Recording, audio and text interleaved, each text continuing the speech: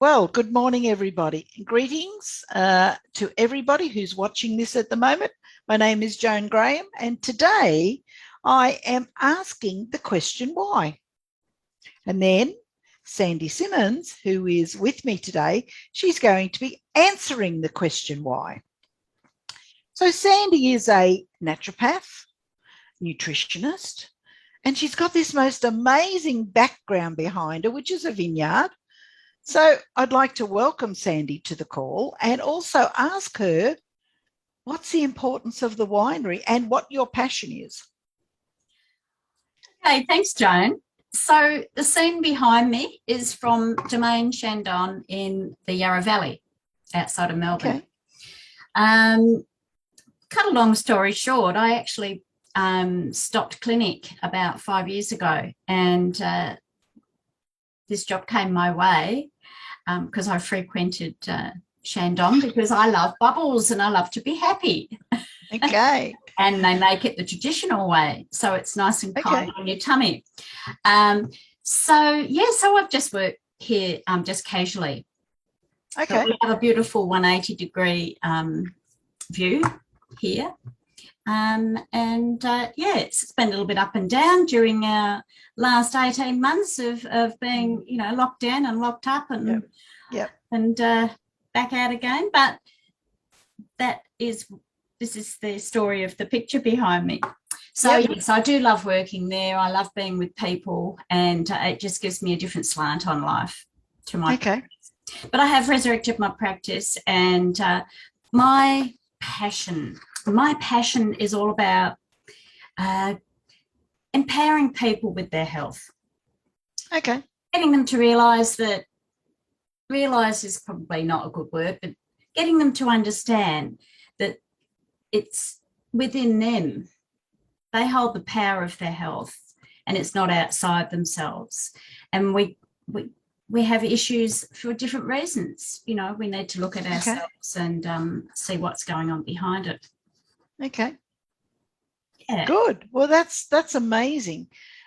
So did you have a life event that led you to your journey into the health area? Okay, so I can go back to when I was 12 and I was still living in England. And I was walking in a field and suddenly this voice spoke to me and said, "You don't need to worry about it now, but in your 40s, you'll be working with herbs and people with their health." That's the shortened version. Anyway, I let that go. I went, "Oh, that's a bit weird." But anyway, forgot all about it. So fast forward to my late 30s, and I started to think, what do I want to do? I've had my children. I could go back to office work. What am I going to do? So we had a lot of health issues in our family, eczema, asthma, or, a few other bits and pieces. And I thought, well, I don't really want to go down that track.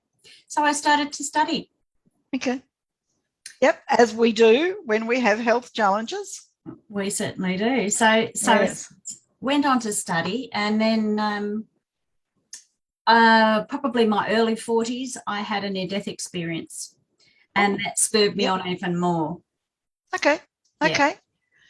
So what areas do you work in? Where do we need to be that we can attempt to achieve optimum health? Yeah. So I think it starts where you actually, most people who come to see me will have already had quite a big health challenge. Okay. And they're going, what can I do that's different? What can I do that's going to actually sustain my life rather than go through, a Band-Aid procedure, which is they often see things as. So this is where I can give them a very alternative view on empowering themselves to move past it and to lead a healthy life. But where do we need to be? I guess we need to be aware. Okay. The first thing is if someone's not aware, then it's really, like we can talk to people and suggest things, and if they're not ready to hear it, nothing changes. But when people are ready they're aware and they're ready to make some changes, then it becomes a much easier journey.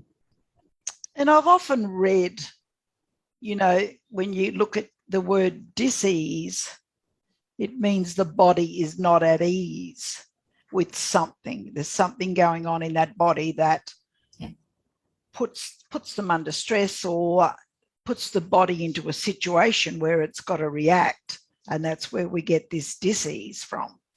Yep. Is that right?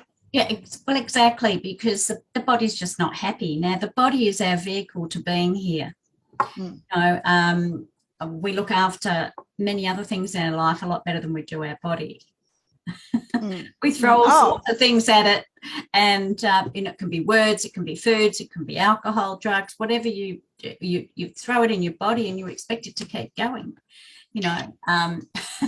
So it's learning to self-care, I guess, more than anything. Okay. Yeah. And as busy women, we don't do a lot of that self-care, especially when our kids are young and they're growing up. There's always seems to be something more important than us looking after ourselves. Yeah, exactly. I mean, women are brought up, really, aren't we, to care for everybody else and put ourselves last. Or that's it's the old way, but we have a different way of looking at it these days. So, we're not going on to be selfish or anything like that. But, the hub goes around mum. And if mum's not there, it's, or an adult's not there, it's really hard for everything to operate. So women are quite often the hub of the family. Yes. So it's just looking at things differently. And really, I think from my perspective, I believe we've come into a really materialistic lifestyle. We've grown into it and we've got used to it, and it's not serving us. And so if we can just go back to basics, it actually helps everybody in the family. So mum, kids, dad, partner, whoever's around. So it's really about having a really good look about what's going on in your own life. Yeah. And I totally agree with that. I did an overseas move a couple of years ago, and I got rid of stuff that I'd had for 40 years and carried it with me for 40 years in all the shifts that I did. And it was just amazing when you get rid of it. And we re-established in the UK, and then we've come back to Australia now. But it was so much lighter because you don't have all that stuff, and it's just stuff we accumulate, and I think that we should be making memories, not materialistic stuff. Exactly. It's I can go back to a little story about my dad, because we're migrants from England, and he thought, start a new life. He'd been in World War II, etc., and it left him quite unsettled. And so he thought he'd just go to another country to leave all that behind, except, we did bring a few things with us, but not a lot. But it wasn't so much about the materialistic things in his case. It was the memories he had. He couldn't leave those behind. They were a part of him. And it still wore him down.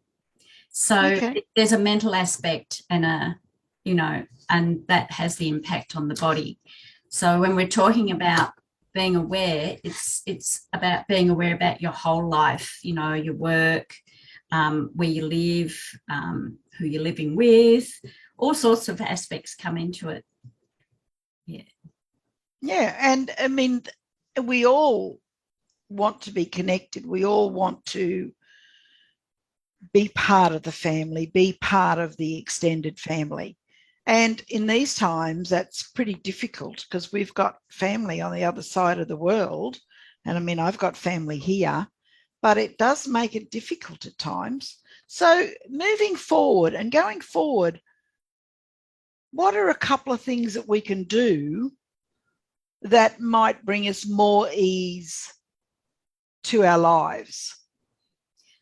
Okay, well, the first thing, if someone came to me, so we're talking about someone who's aware that they could do something differently. Yep. The first thing I'd be doing is, or suggesting to them, is have a look at what's going on in your life and don't be frightened to change a few things. Yeah. because quite often, you know, you might get diagnosed with something, you get given something to take, but nothing else changes. So it's your body saying to you, come on, wake up a little bit and see what's going on, because we have to change a few things. So that's the first thing. Yep. And the second thing I would just say is just to embrace some changes and know that that's what we're here for. You know, not just me, but lots of different people around you to support you through those changes, because it's scary. It can be quite scary. Yep. And yeah. Okay, cool. All right. So you said you've resurrected your business, so you're available for Zoom consults. You're available when people can visit you. I do have a room at home. I'm sitting in it right now. Okay. In my office. With the winery behind it. The winery behind me. Yeah, bring that wherever I go. But yeah, it's I do see a few people at home because of the last couple of years. I do a lot of Zoom calls. I have clients from overseas, from the state, up the country, so it can be anywhere. So Zoom is a much easier medium in that respect. So yes, both of those mediums are available. Phone sometimes, because the internet doesn't want to work. And sometimes we have trouble with sometimes we all have trouble with things technical. So it's you know, I'm here, I'm available. FaceTime's the other one I've had to resort to. Oh yes. Of course. You know, there's lots of different mediums that we can connect on. Yes. But you know, I'm always here for a chat. I have, if you go to my website, I have a 20-minute free chat anyway. People can just connect in and we can just have a chat and see, you know, what's going on and if we can work together. Yeah, that sounds amazing. So in the description of this video, I will put it down, how they can contact you, your website. Do you want your phone number in there? Oh, that's fine. That's fine. We can put your phone number in, put how they email, whatever. And then you can come to Sandy and have a free 20-minute chat with her. And she may be able to put you on the right path to having a better life. And I think the main thing that in our life is to laugh. Oh, you know, we have to learn to laugh at ourselves, really, because if we take it life too seriously, and I'm not saying at times it isn't serious, but you know, no, of course. And even in reflection, we have to sort of just take it on board and go, okay, learn from that, let's move on. But it's a laugh will always help you get through. I know, we laugh a lot in our house, so you know, it's just great. But I'd just like to thank you for your time today, and we will put that information in for people to access you. And keep smiling and just keep that winery going with you. That's just lovely. I love that view. So I would like to, this is Joan Graham, and I would like to thank you, Sandy, for your time today, and thank everybody for watching and listening, and have an amazing day. Bye for now. Bye. Thank you. Bye.